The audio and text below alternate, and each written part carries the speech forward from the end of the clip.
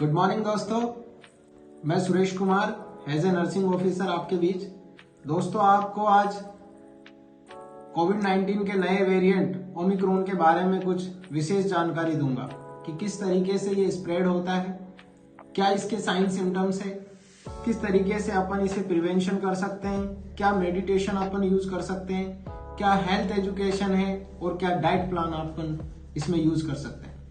दोस्तों, सबसे पहले मैं आपको बताना चाहूं कि कोविड-19 का नया वेरिएंट ओमिक्रॉन, जो कि एक डेंजर डिजीज के अंदर स्प्रेड हो रहा है और ये एक पैंडेमिक डिजीज जो है वो बन चुकी है कोविड-19 की तरह। दोस्तों, ओमिक्रॉन जो है वो कोविड-19 का एक वेरिएंट है।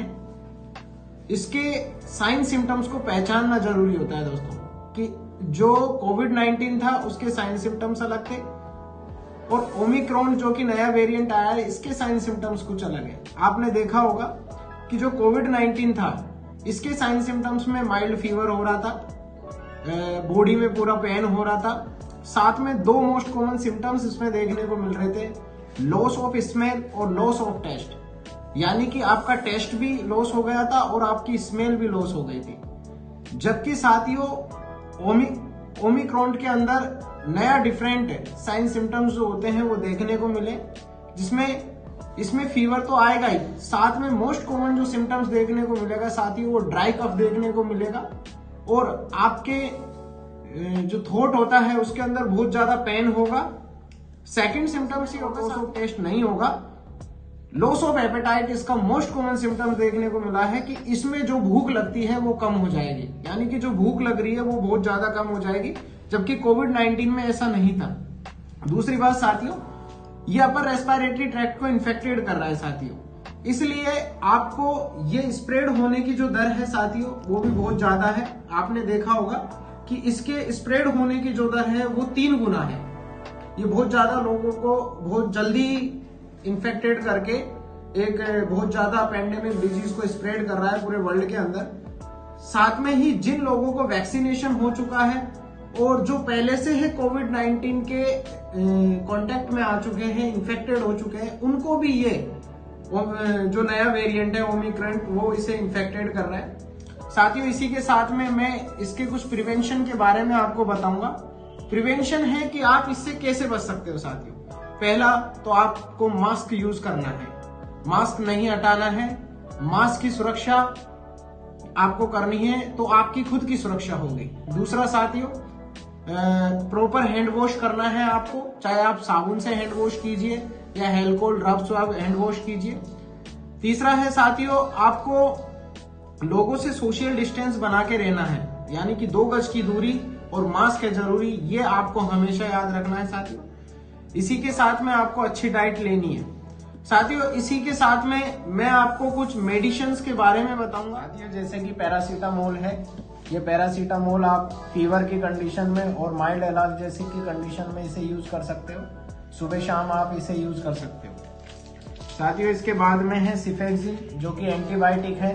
ये भी आप सुबह शाम यूज कर सकते हो, जो कि इन्फेक्शंस को प्रिवेंट करेगा साथियों। इसके बाद में है, यदि आपके अंदर शॉर्ट थ्रोट की कंडीशंस है और अपर रेस्पिरेटरी ट्रैक्ट इन्फेक्शन है तो उस कंडीशंस में आप एजिथ्रोमाइसिन यूज कर सकते हो। ये एजिथ्रोमाइसिन एक बार ही लेनी है दिन में और कंटिन्यूस 3 दिन तक इसको कंटिन्यूस आपको लेना साथियों। इसके बाद में आता है ओमिप्राजोल, जो कि आपको खाली पेट लेना है, जो कि आपके जीआईटी डिस्टर्बेंस से प्रिवेंट करेगा साथियों।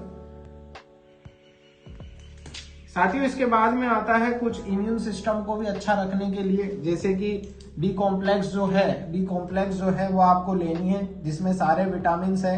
विटामिन B1 है, B2 है, B3 है, इस तरीके के विटामिन इसमें अवेलेबल है साथियों। यदि क्रोनिक इन्फेक्शन हो जाता है ओमिक्रॉन का तो आपकी जो एल्विलाई है उसके डिस्ट्रक्शन होने के चांसेस हो जाते हैं, क्योंकि निमोनिया क्रिएट कर देता है ये बाद में क्रोनिक कंडीशंस में निमोनिया करता है और आपकी एल्विलाई का डिस्ट्रक्शन हो जाता है। इस कंडीशंस में उनकी हीलिंग प्रोसेस के लिए आपको हाई प्रोटीन डाइट के साथ में एस्कॉर्बिक एसिड, जिसे विटामिन C के नाम से जाना जाता है, जो कि वुंड हीलिंग प्रोसेस में बहुत हेल्प करता है साथियों। इसी के साथ में आप कैल्शियम भी यूज कर सकते हो, जो कि आपके मस्कुलोस्केलेटल सिस्टम को अच्छा बनाए रखेगा।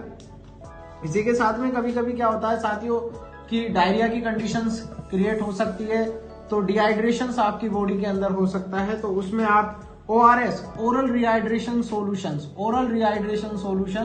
ये यूज करना है साथियों, डिहाइड्रेशन से प्रिवेंट करने के लिए, आपकी बॉडी के अंदर वाटर की कमी नहीं हो इससे प्रिवेंट करने के लिए, और इलेक्ट्रोलाइटिक इम्बैलेंस नहीं हो, इसलिए अपन ORS जो होता है वो यूज करते हैं साथियों। इसी के साथ में कुछ हेल्थ एजुकेशंस में आपको देना चाहूंगा।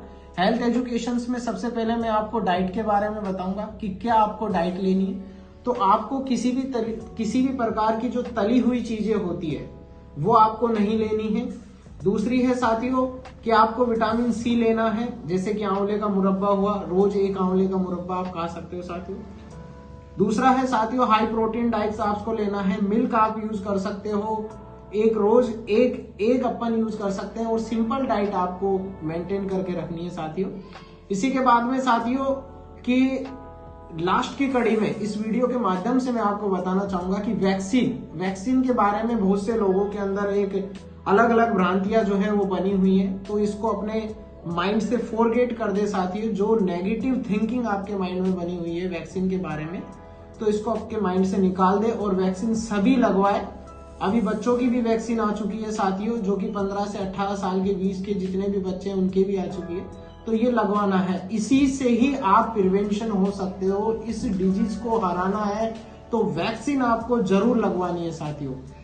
वैक्सीन ही इसका एकमात्र बचाव का उपाय है जिससे आप बच सकते हैं।